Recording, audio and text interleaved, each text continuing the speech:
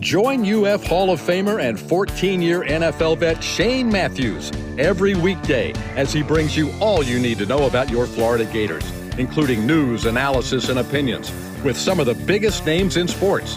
Find us on Spotify, Apple Podcast, Google Podcast, or wherever you listen to your favorite podcast. Or watch us live at 8 a.m. on Facebook, YouTube, and Twitter.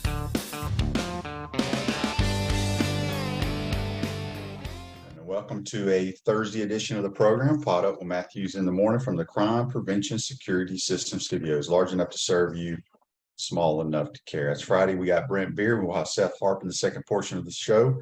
You missed it last night. Gator basketball season's over. They lose at home to UCF in basketball.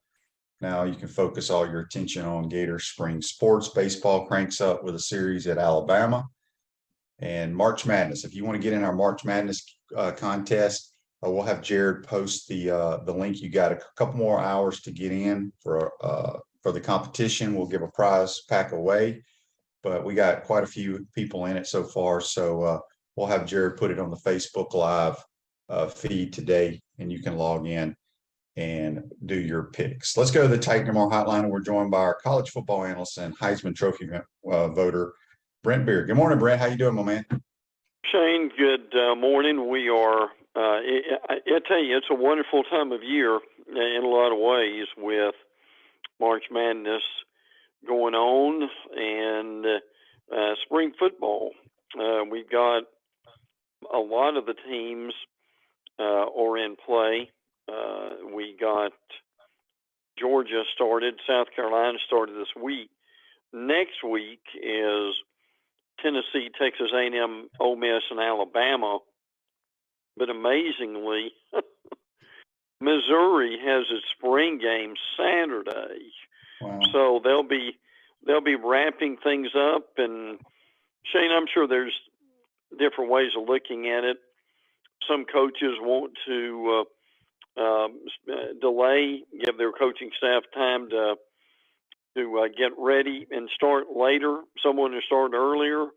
And be done. And if there's any injuries, that gives them a little bit extra time. So, but I'm always fascinated at how the time discrepancy is with coaches in spring. Yeah, it is interesting, and I think some coaches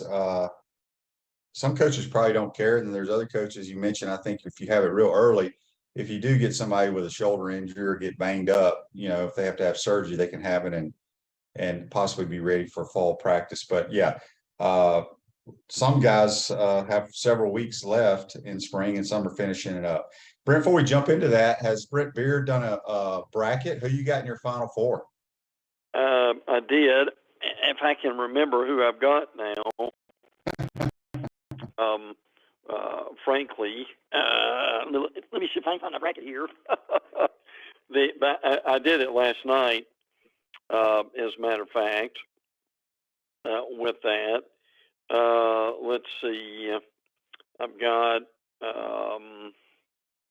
UCLA. I've got Houston. Got Alabama, and I've got Marquette. That's the same exact Final Four I had. Is that right? Yep. Yeah.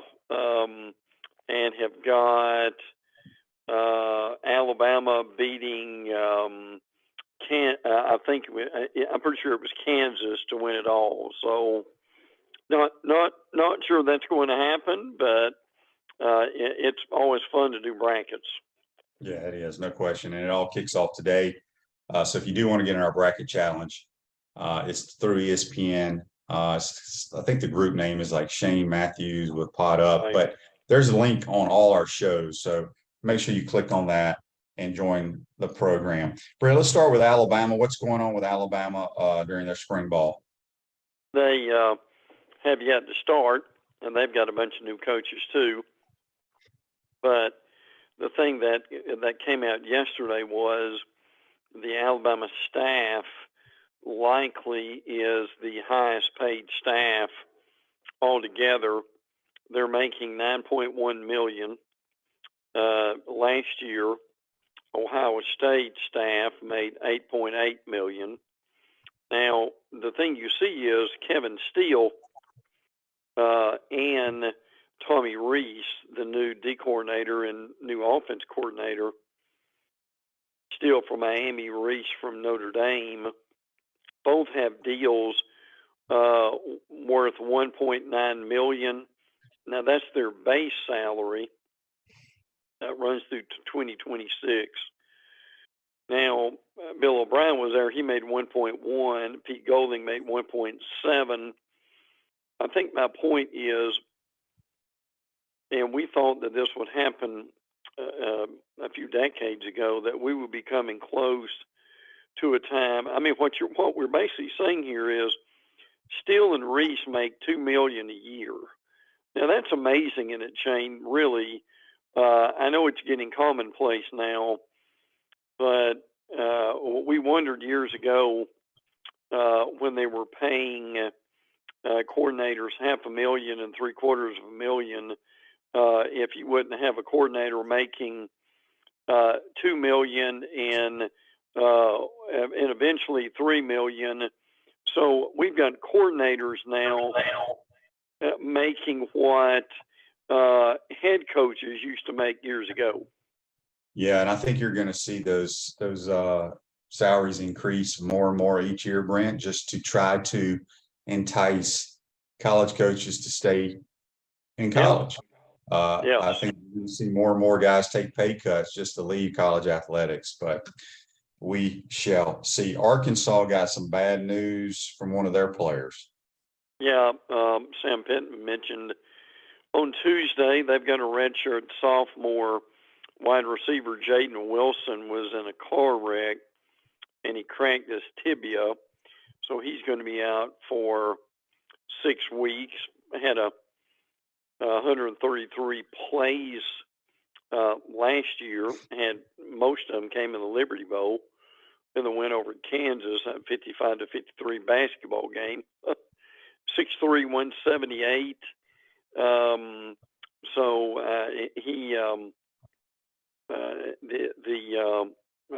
I mean, he'll be fine eventually.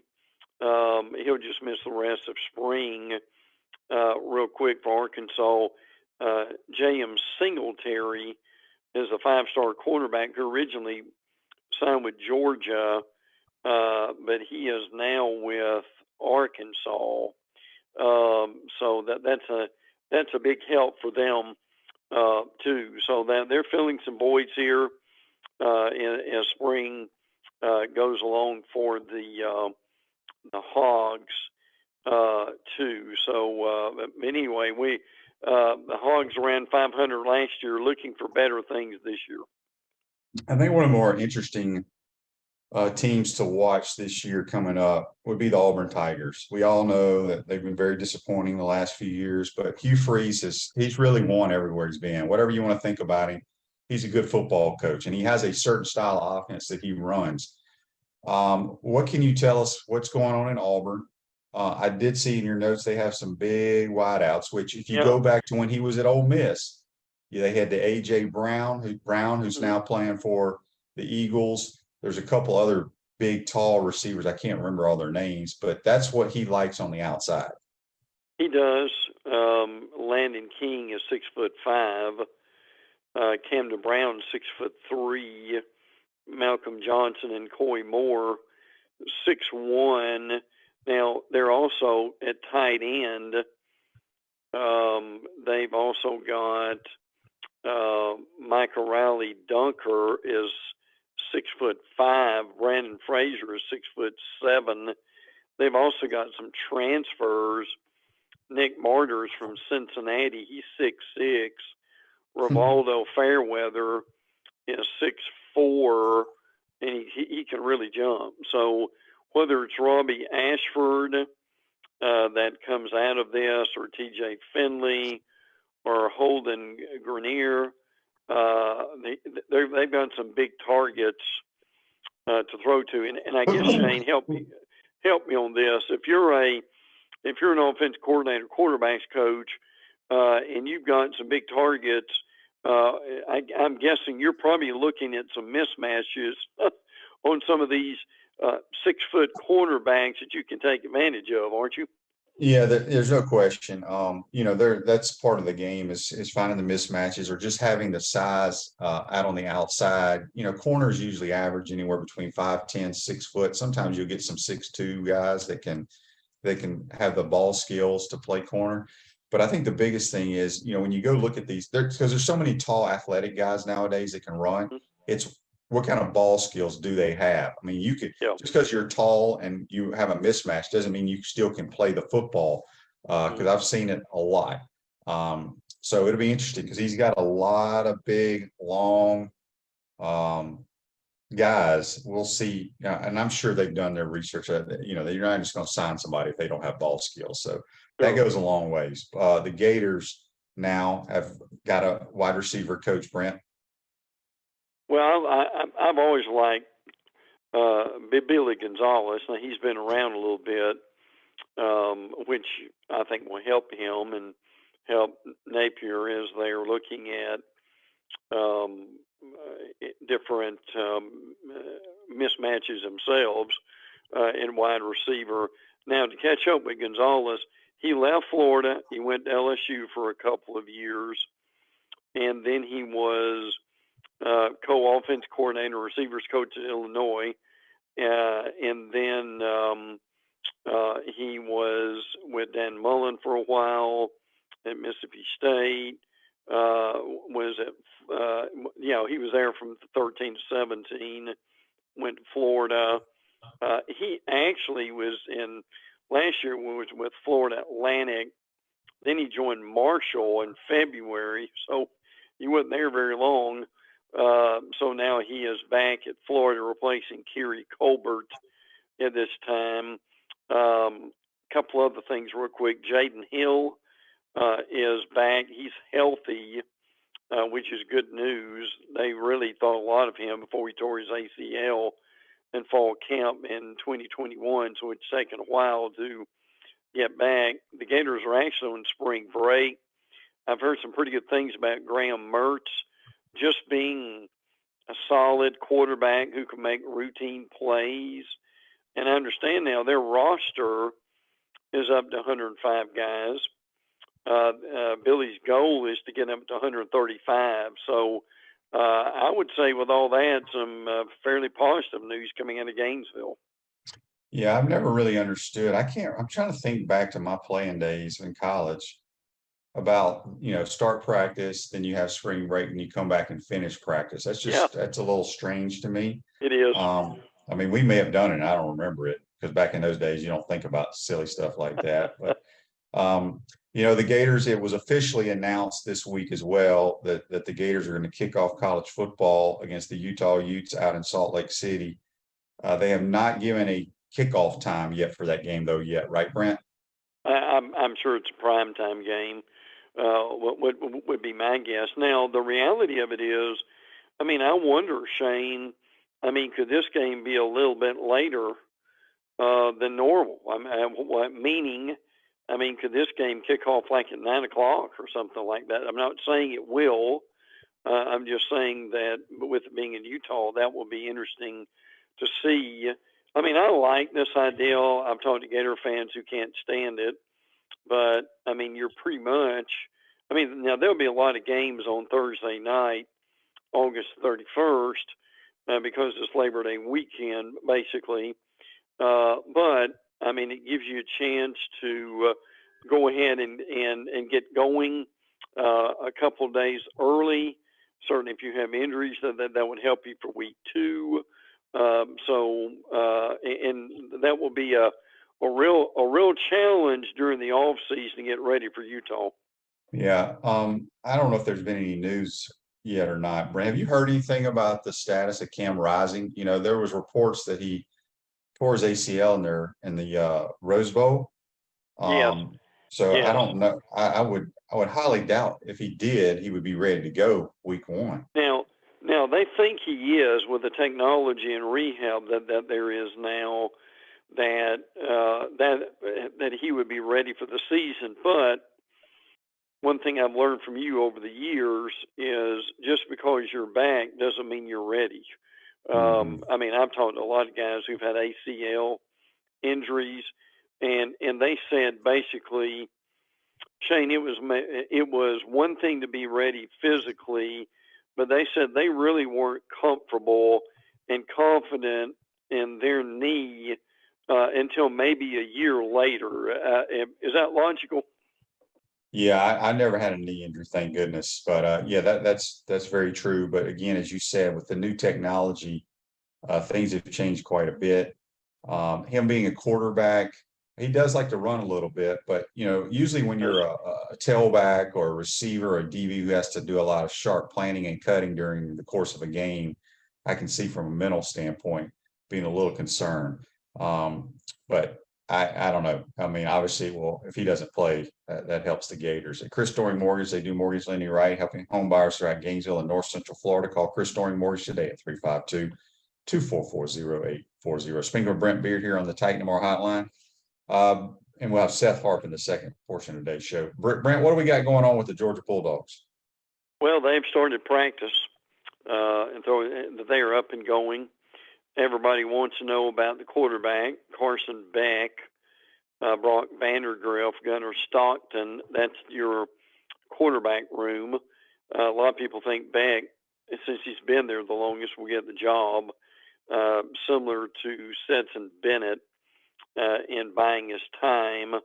That he has earned the right to be the starter. So we will watch about that. You got to replace Broderick Jones and Warren McClendon on the offensive line.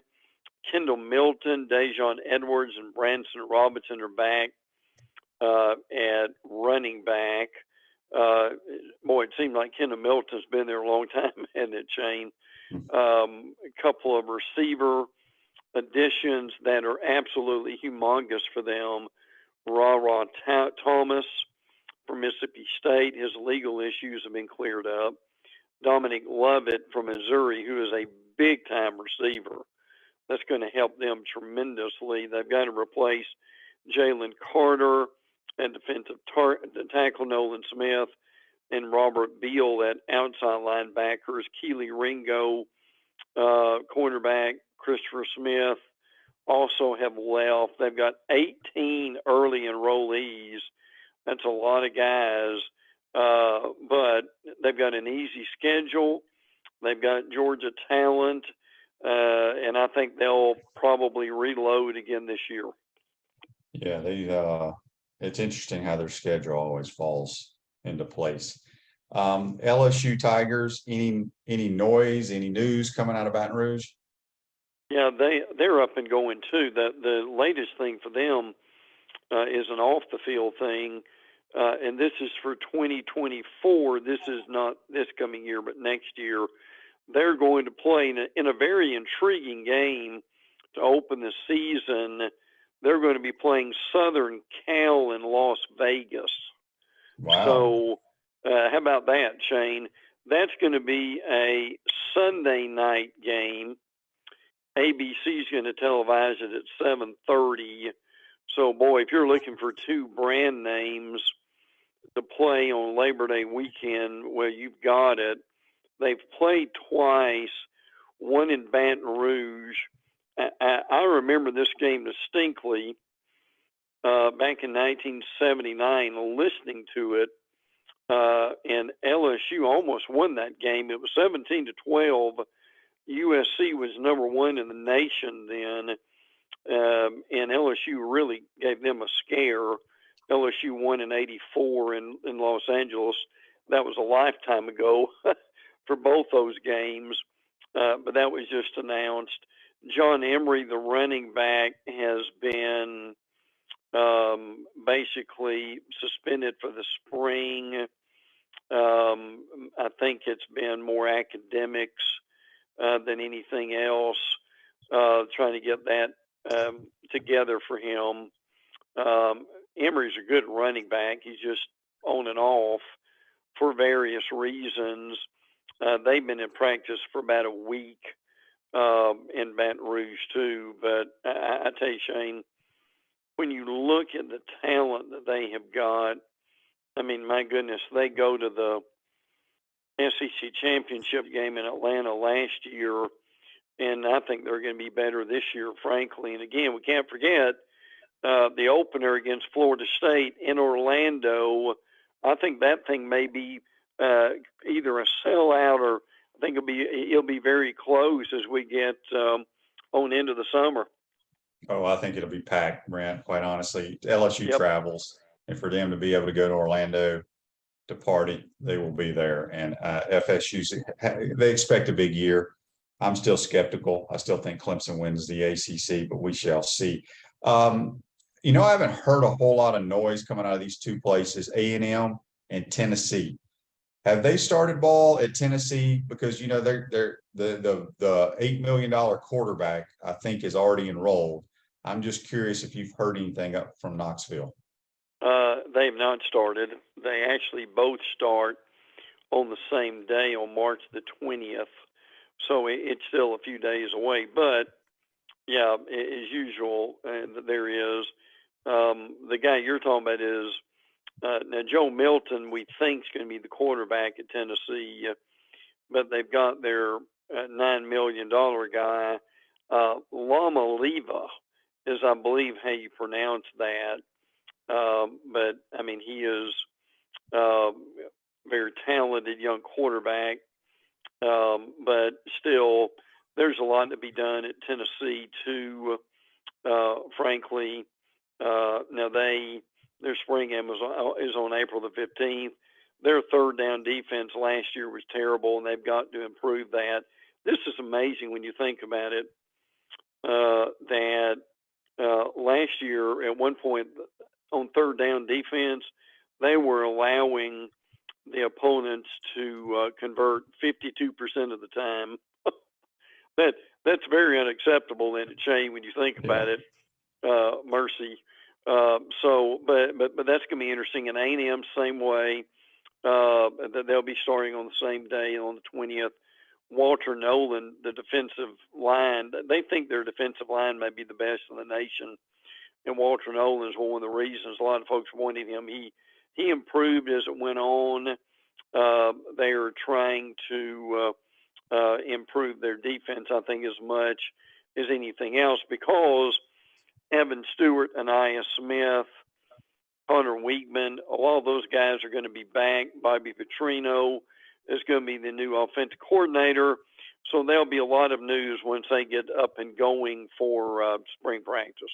Yeah, I think they're going to be really good on offense. Are you in the market to buy or sell your home? Doreen Weeby, a realtor with Caldwell Banker, M. Parrish, will provide you fast, friendly, reliable service. Give her a call today at 352-562-1411 to help your dreams come true. All right, Brent, before we get you out of here and turn it over to Seth Harp, give us a few nuggets. South Carolina started this week. They have got some work to do to find they really need to find Spencer Rattler some weapons. I think that's going to be very important. Jalen Brooks, Josh Vann, Jaheim Bell, Austin Stogner. Now, a lot of those guys are gone, so they've got to find some replacements for those guys. Got to do the same thing at running back. Marshawn Lloyd is gone, and they've got a new offensive coordinator who has come over too. So they've got to get all that going. Dowell Loggins came from the NFL. He was kind of a curious hire according to the media at South Carolina. So we'll see where that goes. But this is a team to watch, and we'll have more on them over the next few weeks. I think the other note that will end on here would be that people didn't hear the news this week. Florida State in 2024 is going to Ireland and Dublin to play Georgia Tech. I mean, that may not be anything real jazzy about that matchup, but the venue is what's attractive, I guess. And again, that's supposed to be during week 0. August 24th is when that game is set up. Now, what will be interesting will be, will that be week 0 or will that be starting the season? So that's a thing that I'm going to be curious to see with the expanded playoffs that start next year. But FSU, both FSU and Miami, up and going, so far so good. I think with both those schools, Miami has got a new offense coordinator, Shannon Dawson, who is going to bring back some air raid principles, I understand, for Tyler Van Dyke, who is a quarterback still at Miami. Jake Garcia transferred to Missouri. So you can watch Jake Garcia and the Missouri quarterbacks on Saturday on their spring game at 11 o'clock in the morning. Yes, for sure. Brent, great stuff as always. Enjoy the basketball games. We'll talk to you next week, my man. Good. Thank you, Shane. Take care, bud. That's Brent Beaird, our college football analyst. Join us on the Titan Tomorrow hotline at Celebration Point. That's where the Gators go to celebrate with premium brands like Nike, International Diamond Center, Dave & Buster's, Palmetto Moon, Escapology, Visors, Rooftop, and the HBC's restaurant, Spurrier's Gridiron Grill. We'll see you at Celebration Point, where the Gators go to celebrate. Take a quick time out. Come back. We'll be joined by Seth Harp. You're watching and listening to Podup with Matthews in the morning from the Crime Prevention Security System Studios. We'll be right back.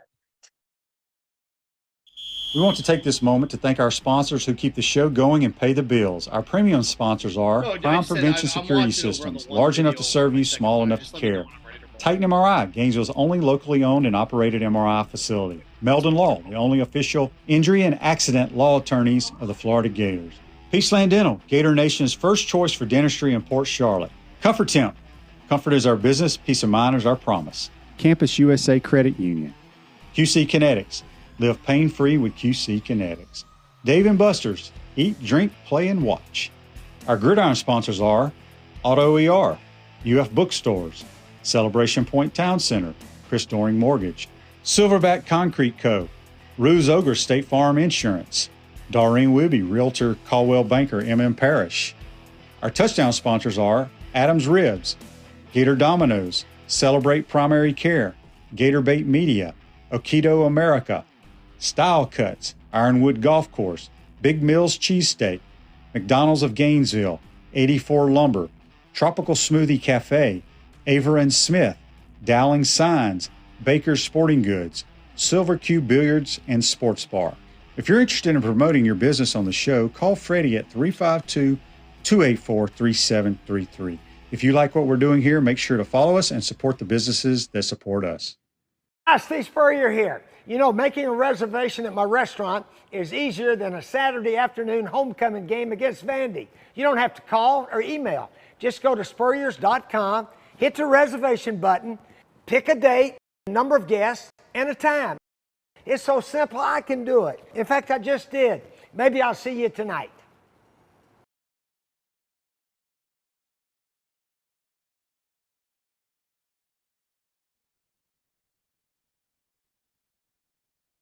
Seth Harp, Harp on Sports with you here on Podup with Matthews in the morning. Taking over the second half of the program today. Hey, it's what I consider the first day officially of the NCAA basketball tournament. Looking forward to what we're going to get wall to wall from noon all the way to about 1 a.m. Let's face it, it's a pretty dry slate in the Sunshine State, isn't it? I mean, you have Miami, you have FAU, and yeah, right? Not a whole lot of action coming out of the state. The SEC, we'll see as it's begun its ascent in terms of college basketball prowess. It was probably the second best conference in college basketball this year, right? We'll see. Now's where you're judged. Right or wrong, it's where you're judged. So we're going to look at that, and something that's come out of the SEC today. Alabama has another dagger thrown their way, as another player, according to the New York Times, was present at that shooting. Alabama's denying it. New York Times is saying it's accurate. It'll be interesting to see the saga of this. We do know that Brandon Miller now is going to have an armed guard or an armed escort with him at all times. It's how ugly it's gotten around this Alabama basketball program. You know, one of the other things, and I know Shane and Brent touched on the Florida State, Georgia Tech game, and it's brilliant. If you're Florida State, it's brilliant for you. You don't have to give up a home game and you get to go to Ireland. And it's not just about football. I wish people could take a step back and realize games are something that you participate in when you're under the age of 14. Even going to high school a little bit, but once you're recruiting and going to the big boy level, it's not a game, it's a business. College sports are a business. It's not a game, it's a business.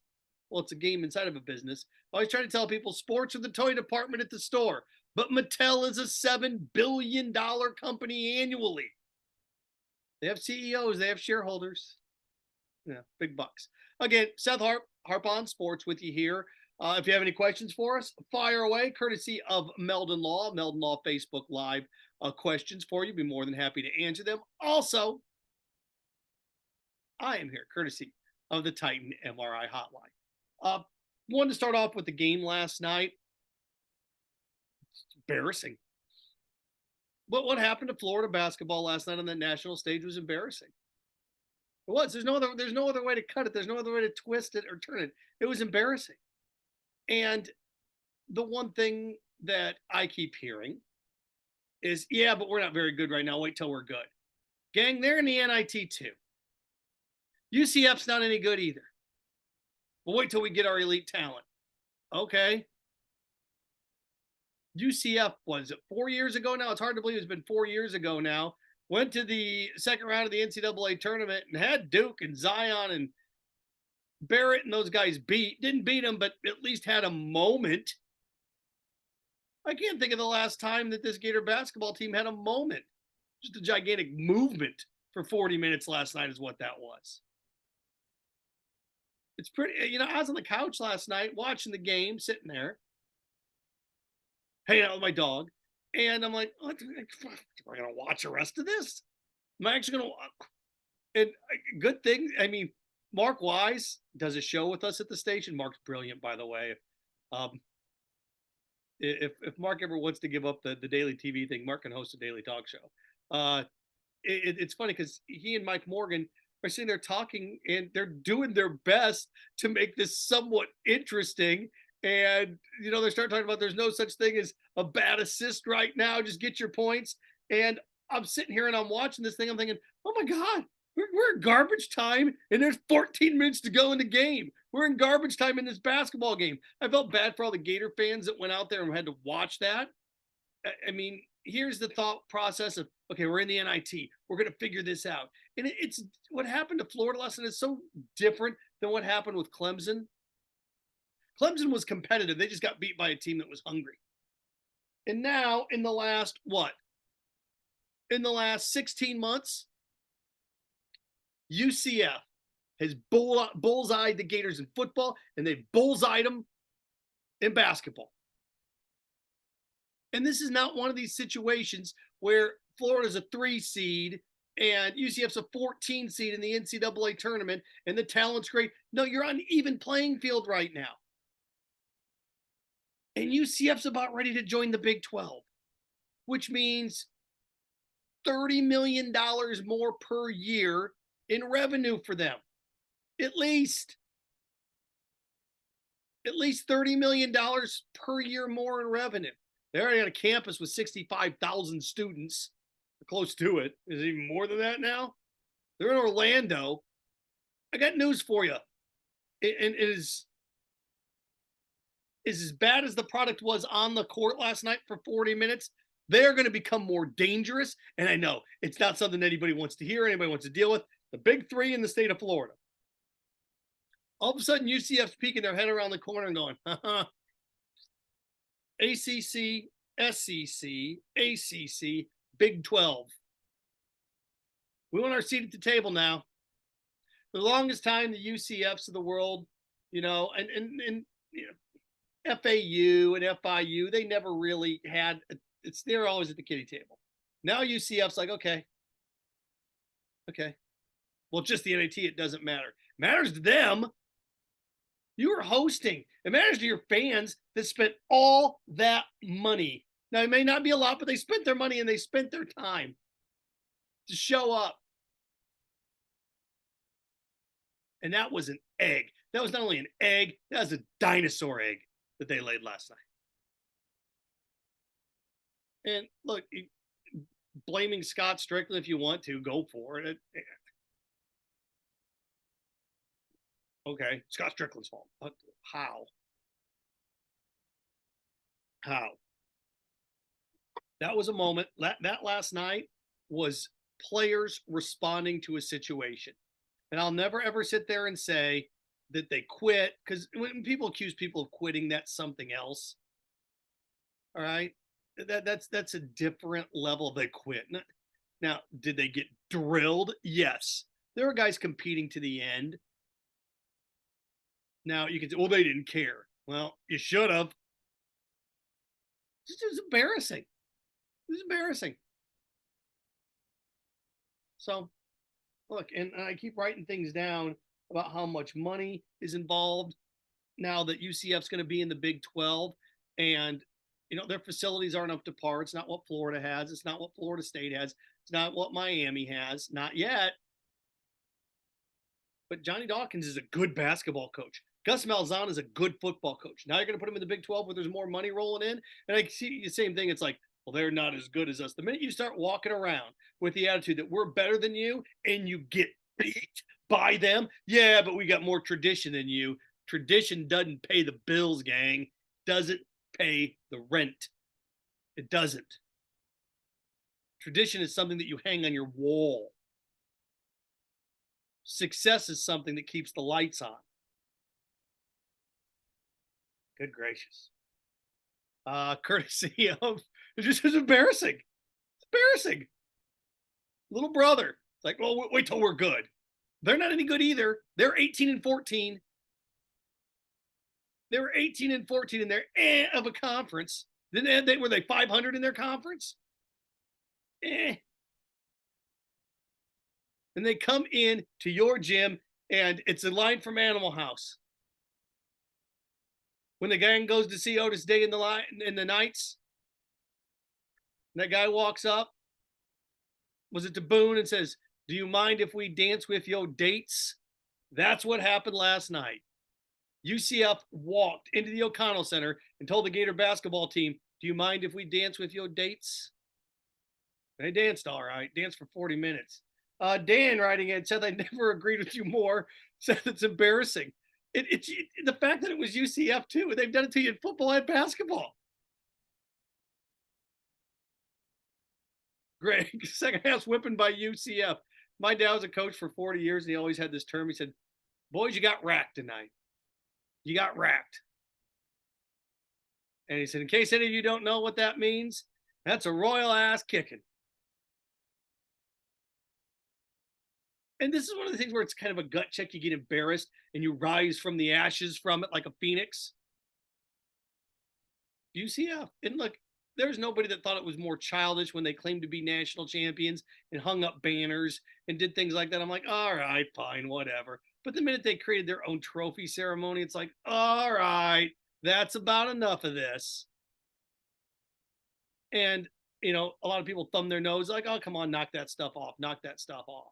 But in the last 15 months, even though it's a second-tier bowl game or third-tier bowl game, it doesn't matter.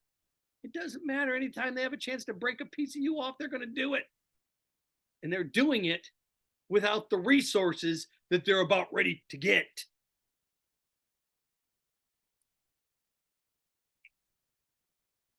I know. I'm just a bastion of optimism here on this Thursday. Hey, at least it's St. Patrick's Day Eve.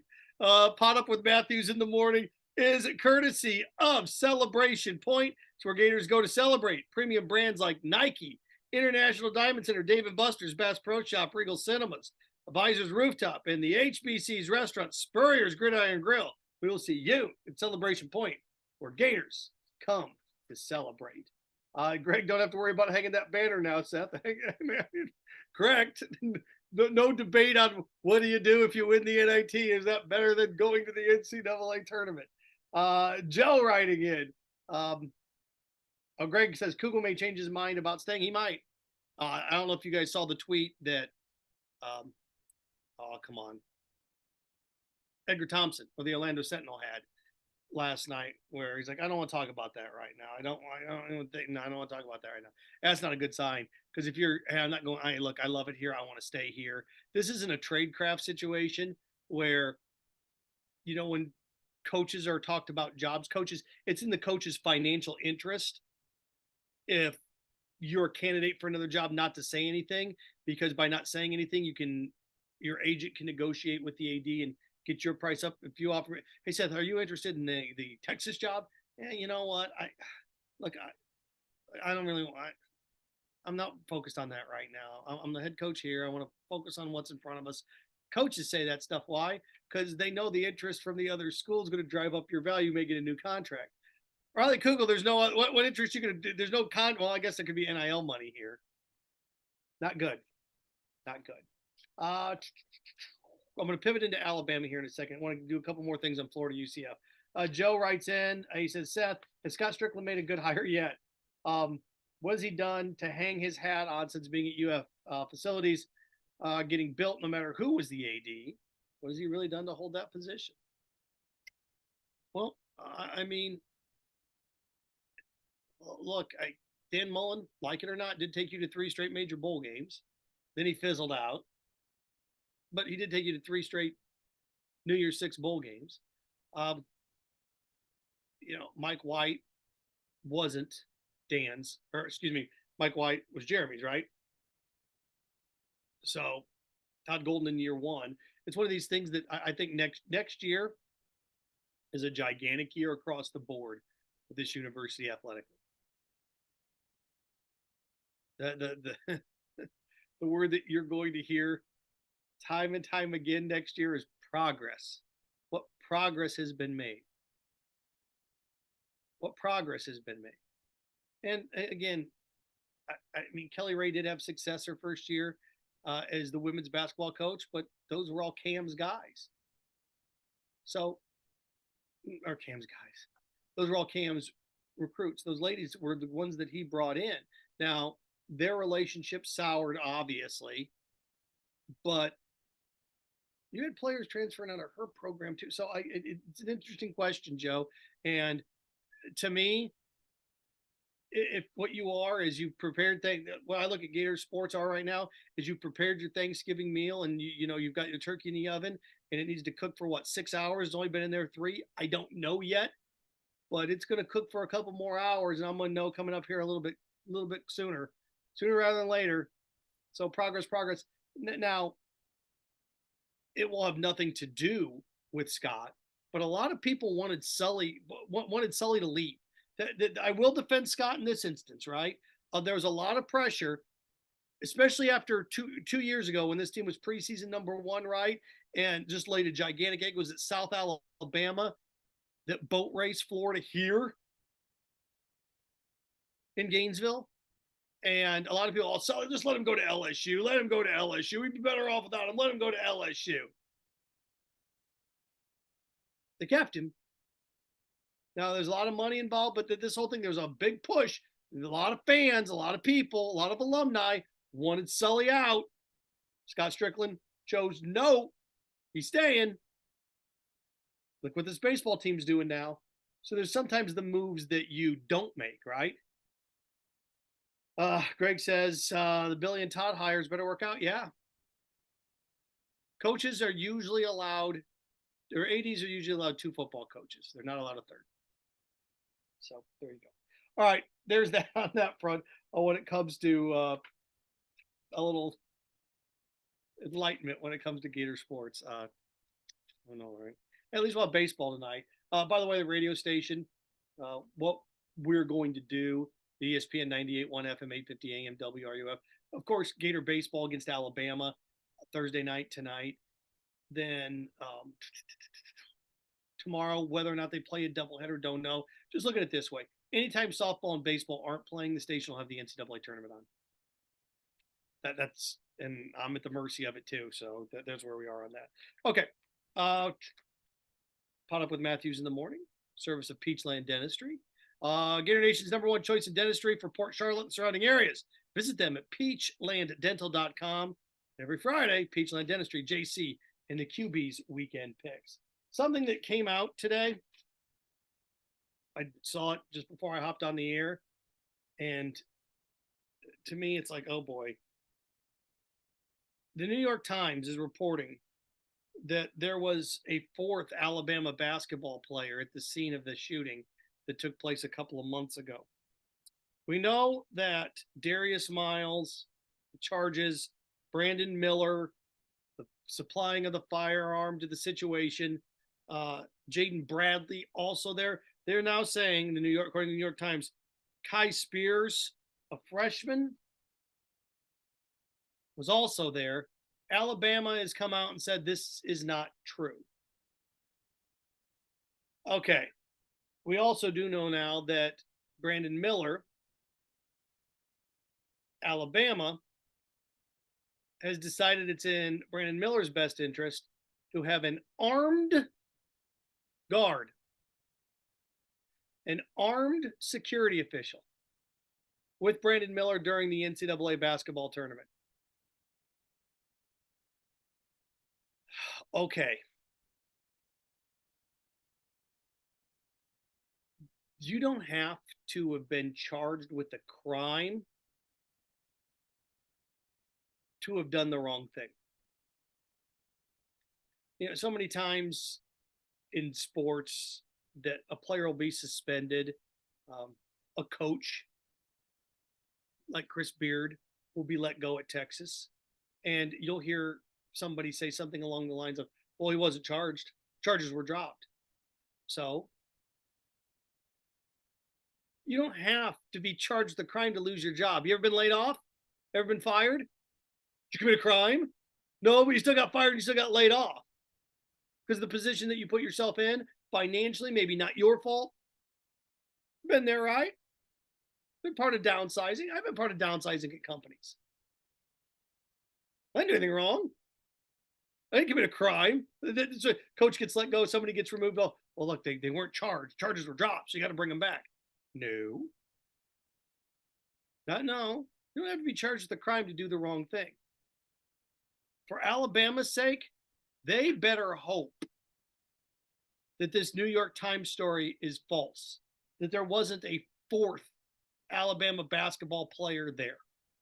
Because if there was, and you were coming out and issuing statements that the New York Times is wrong, or the Post, or what, and this is categorically false, now you're talking about a cover-up. Cover-up in which there was a murder. When you're trying to suppress information, the Alabama basketball team, and somebody asked me a question earlier, and I want to make sure I get this right. Said, who's your sleeper for the tournament? I'm going to get to that in a second. Cliff wrote that, but I want to tie this in. I've got Alabama going to the championship game. I've got Gonzaga beating Alabama in the championship game. This year, nobody thinks Gonzaga is going to win it, so that's what I'm thinking. But Alabama's the most talented team top to bottom in the tournament.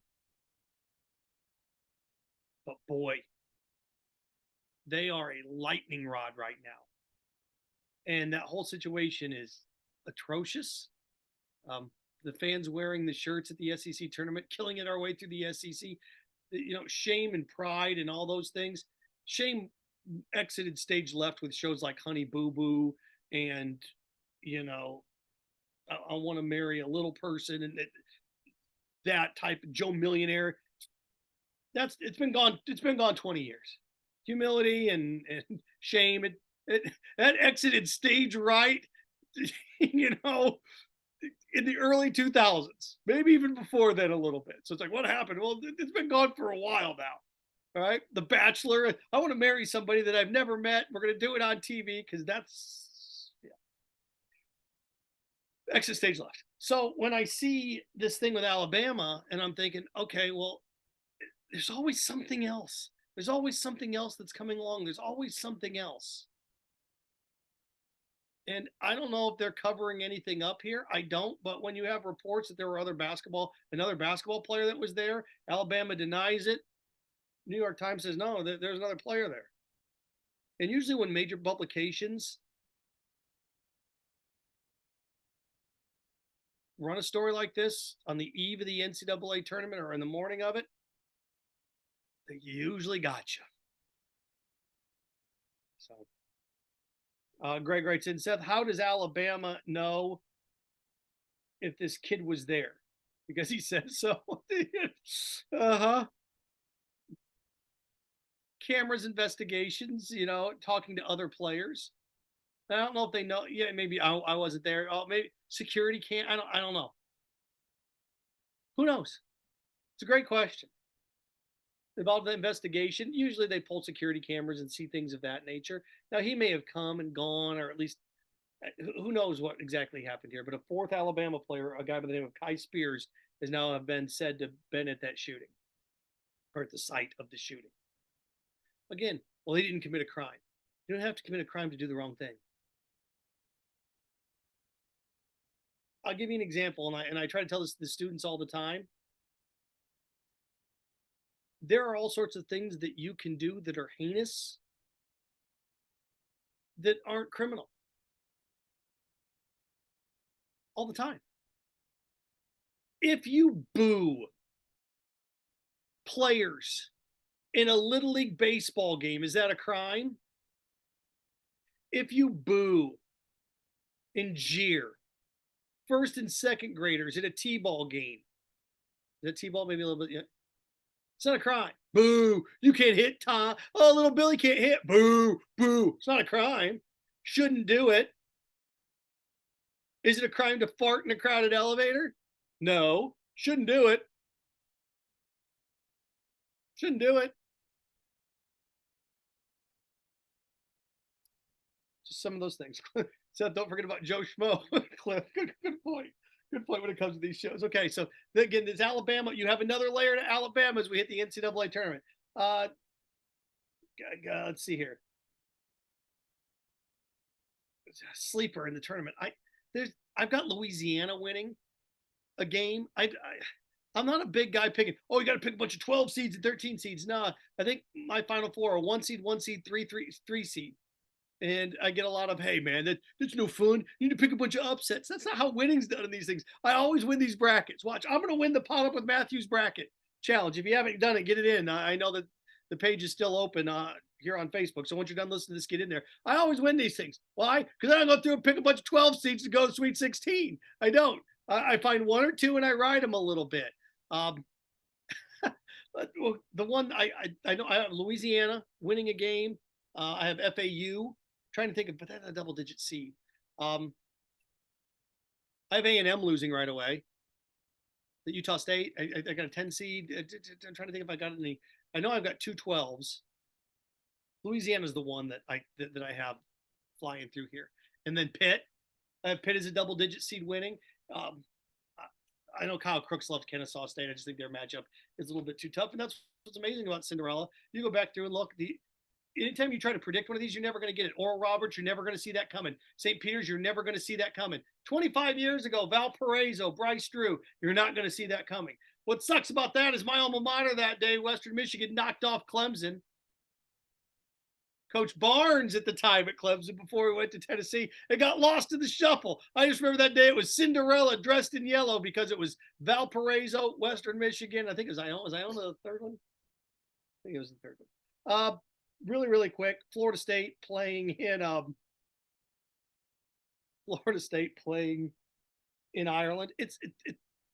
Look, it's a road game. If it were a home game, I'd sit there and say, I don't know if I'd be doing this. But anytime you can get your brand into Europe, because football's going to Europe. I know people don't want to hear it, but there will be an NFL team in Europe. There's probably going to be an NFL division in Europe. There's just too much. You got to look at football as a product like Coca-Cola, McDonald's, Nike. It's a brand, and it's going to be over there because it's going to make more money. So you see more and more soccer over here. It's a matter of time. And the fact that Florida State's playing Georgia Tech in London or in Dublin, it's not going to be a windfall. They're not going to make a ton of money for it. But the players get to go someplace cool to play a game. But you're really playing Atlanta, Georgia Tech in front of 16 people. If I'm Florida State, I'd much rather go to Dublin and get to go see all the cool things, the cliffs and everything in Ireland, than go to Atlanta and play in front of, as many people that are at the mall Seriously. There are more people that go up to the stadium and run around the concourse on the weekend that go to a Georgia Tech football game. And it's a road game. So I don't lose it. And it's right at the beginning of the year. Sure, why not? And now my product, if we're good, all of a sudden, here are what, 60, 70,000 Irish faithful that are going to get to buy Florida State stuff and consume Florida State stuff and watch our product. And even if we peel off 5,000 fans out of this that buy Florida State stuff, it's a way to brand yourself. Look, there's a great line, and I wrap this up, from the movie The Social Network. Not exactly historically accurate, but Aaron Sorkin's a brilliant writer. The West Wing, I mean, some of the things that he's done. And there's a line in there where Sean Parker character is talking to Mark Zuckerberg, played by Justin Timberlake, did a great job in that movie. And he says, $1 million is cool. You know what's really cool? $1 billion. And companies like Apple and McDonald's and Coke, they become almost $1 trillion companies because their markets expand out of the continental United States. Michael, what's the process to enter the Madness contest? Just go to the Podup with Matthews Facebook page. There's a link in here. There's a link on this page. You can enter if you want, Mike. You're not going to win. I mean, oh, by the way, really, really quick, I know I got to get running here. Only one bracket. You can fill out as many brackets. If you fill out multiple brackets, you cannot mention any of the wins that you have the whole tournament. I don't mind if you fill out 10 of these things, but you can't be going around going, hey, look, I got this upset. I got this. Look at it. I got this upset, right? It's like, but your other 10 brackets, you're wrong.